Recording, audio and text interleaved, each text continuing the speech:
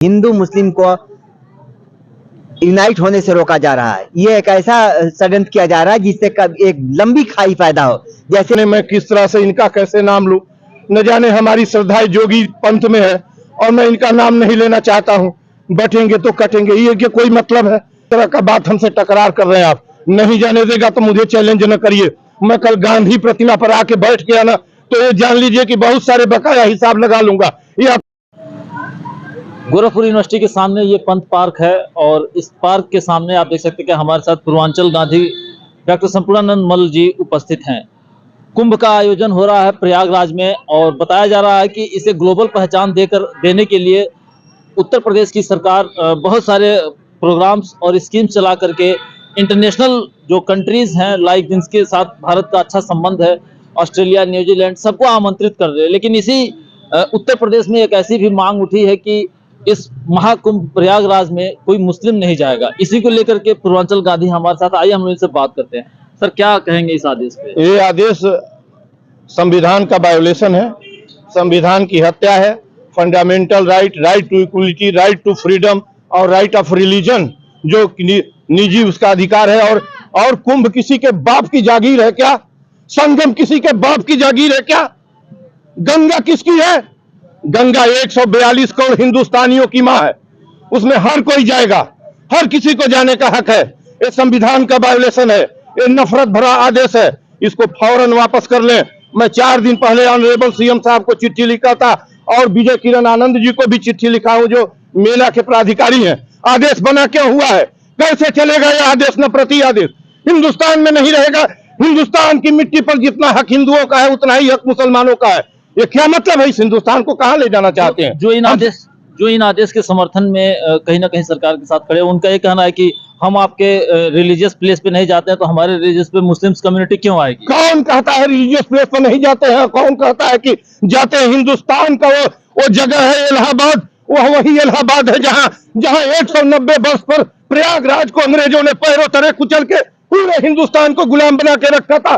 तो उस समय लियाकत अली की तलवार 1857 में इलाहाबाद में बाज रही थी। किसके बाप की हुकूमत है?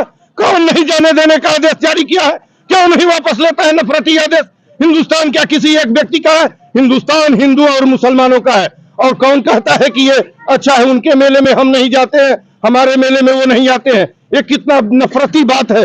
इस बात में कोई दम नहीं है। वो हमारे यहाँ आते हैं, हम उनके यहाँ जाते हैं। उनकी ताजिया हमारे दरवाजों से गुजरती है। वो कभी हमारे मंदिरों पर आके ताजिया लेके नफरत नहीं बोते। जरूर हमारी व्यवस्था के लोग और हमारी व्यवस्था के लोग नहीं। ये चंद जो है सत्ता के भूखे भेड़िए, इन लोगों ने बांट कर सत्ता हासिल करने के लिए आज कहां पहुंचा दिया। फौरन इस आदेश को वापस ले लें। संविधान की हत्या है, वापस ले लें। कल मैं इलाहाबाद पर 1 बजे ऑनरेबल हाईकोर्ट, ताजुब यह है कि हाईकोर्ट के पीछे हो रहा है, तिरंगा लेके चलूंगा इलाहाबाद के अंदर। आदेश कैसे नहीं वापस होगा? बिल्कुल, आप देख सकते हैं हमारे जो भी दर्शक हैं कि गांधी जी ने अनाउंस किया कि तिरंगा लेकर के प्रयागराज पहुंचेंगे।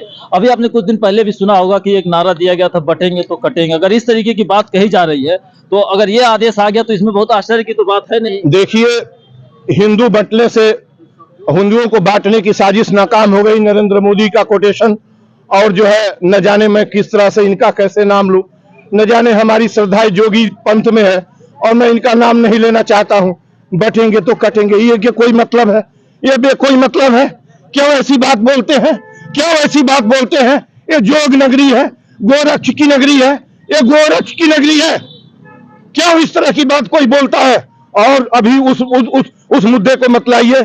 मैं कहता हूं कि मुसलमान की दुकान इलाहाबाद के महाकुंभ में नहीं लगेगी, इनके बाप की दुकान लगेगी, मुसलमान की दुकान नहीं लगेगी।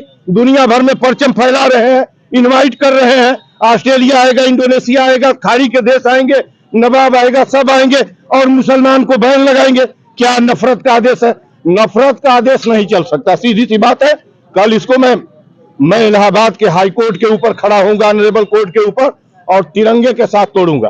क्या आपको लगता है कि उत्तर प्रदेश में जो आपने निर्णय लिया कि आप प्रयागराज जाएंगे तिरंगा लेकर और वो भी सीएम सिटी गोरखपुर से, तो क्या यहाँ का प्रशासन जाने देगा? नहीं जाने देगा। तो देखिए, अब इस तरह का बात हमसे टकरार कर रहे हैं आप। नहीं जाने देगा तो मुझे चैलेंज न करिए।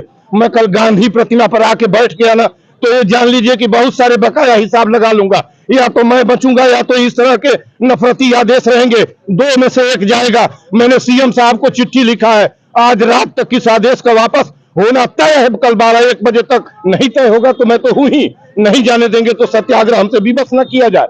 हमें लोकल प्रशासन फोन कर रहा है, हमें अब पुलिस का फोन आ चुका है, इलाहाबाद से भी अभी फोन आया था कि कल कब आपका प्रोग्राम। हमने कहा बिल्कुल पक्का है। और मुझे जाने की न जाने, नहीं जाने देने का ये क्या मतलब है यार? इस तरह से हम जी पाएंगे? हम नफरत देख के जी पाएंगे? हिंदुस्तान दोनों का है, हिंदुस्तान किसी एक का है क्या? हिंदुस्तान हिंदू और मुसलमान दोनों का। ये क्या किया जा रहा है, मैं तो ये नहीं समझ पा रहा हूँ। आप हमारे साथ बने रहे और देखते रहे गोरखपुर हलचल। बिल्कुल आर पार की लड़ाई ऐसी लग रही है कि चूंकि गांधी जी ने सीधे तौर पर कहा है कि मुझे कोई नहीं रोक सकता है, चाहे जो भी हो जाए, मैं इस तरीके की नफरत बिल्कुल देखना नहीं पसंद करूंगा और कभी नहीं देख सकता। हमारे साथ ह्यूमन राइट्स के भी पदाधिकारी हैं, अध्यक्ष हैं, आइए हम लोग इनसे बात करते हैं। क्या कहिएगा इस तरीके के आदेश पे? ये सरकार की तुगलक नीति है, तुगलकवादी आदेश है। इस आदेश को तुरंत ध्वस्त किया जाना चाहिए। इससे समानता का अधिकारों का हनन हो रहा है, धर्मनिरपेक्षता का हनन हो रहा है। जो ग्लोबलाइजेशन का जो नाटक कर रहे हैं उसके विषयांतर है ये। अगर ग्लोबलाइजेशन में अन्य देशों के लोग शिरकत कर सकते हैं तो हमारे देश के नागरिक गंगा की शिरकत कर सकते हैं। गंगा, सही कहा संपूर्णानंद जी, गंगा किसी के बाप की नहीं है, गंगा किसी की जागीर नहीं है। और गंगा में कौन जाएगा, गंगा को कौन ग्रहण करेगा, गंगा घाट पर कौन जाएगा, इसका निर्णय लेने के लिए सरकार को किसी ने आदेश नहीं दिया है और नहीं किसी ने इसका हक दिया है। ये अनाधिकार चेष्टा है और ये सरकार की दादागिरी है। इसे तुरंत, इस आदेश को तुरंत वापस करना चाहिए। और मुझे तो आश्चर्य हो रहा है कि उस नगर में इस आदेश को अनुपालन कराया जा रहा है जहां न्याय करने वाले चीफ जस्टिस बैठे हुए हैं। चाहे चीफ जस्टिस द्वारा भी इसे स्वतः संज्ञान लेकर के इस पर एक्शन करना चाहिए। तो ये बड़ा आश्चर्य का विषय हो रहा है कि न्यायिक क्षेत्र में इस तरह का आदेश पारित किया गया है और अब तक हमारे यहाँ का जो न्यायकर्ता लोग अब तक इस विषय पर खामोश हैं। ये शुभ संकेत नहीं है। क्या लगता है कि इतने बड़े पद पे बैठ करके उनको लेना चाहिए वही इतने बड़े पद पर बैठ करके अगर इस तरीके के आदेश और ऑर्डर्स निकाल रहे हैं तो क्या उनको कानून का संज्ञान नहीं है, कानून की पता नहीं है, या जानबूझ करके इस तरीके की समाज में अव्यवस्था फैलाना चाहते हैं? ये विषमतापूर्ण वातावरण उत्पन्न किया जा रहा है आगामी चुनाव में लाभ लेने के उद्देश्य से। हिंदू मुस्लिम को यूनाइट होने से रोका जा रहा है। ये एक ऐसा षड्यंत्र किया जा रहा है जिससे एक लंबी खाई पैदा हो। जैसे आज अमीरी और गरीबी की एक लंबी खाई पैदा हो गई है, इसी तरह ये धर्मांतरण की एक लंबी खाई पैदा की जा रही है जो आने वाले दिनों में एक लंबे समय तक राजनीति की रोटी सेकी जा सके। चलिए देखते रहें आप ये खबर, और कैसी लगी इस संदर्भ में अपनी राय और कमेंट्स जरूर दें। आपका एक कमेंट्स हमें और हमारी टीम को हौसला देता है जन सरोकार से जुड़ी खबरों को देखने तथा जनपक्ष पत्रकारिता को मजबूत करने के लिए हमें सपोर्ट करें।